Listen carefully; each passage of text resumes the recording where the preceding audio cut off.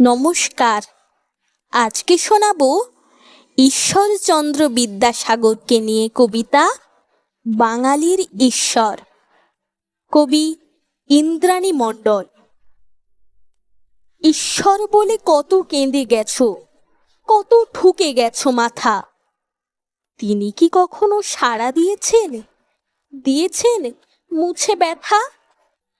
এই ঈশ্বর চামড়া হাড়ের, পাথর বা কাঠ নয়। তার হাত ধরেই হাতে খড়ি, বর্ণের পরিচয়। এই ঈশ্বর সাগরের মতো আগুন জমাতো বুকে, অন্যায় দেখে গর্জে উঠত, সব কালো দিত রুখে।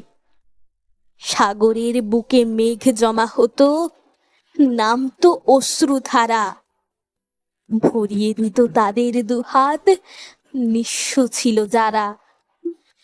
সেই ঈশ্বর মায়ের জন্য সাঁতরে পেরোতো নদী, ভরা দামোদর নদ না হয়ে সমুদ্র হতো যদি।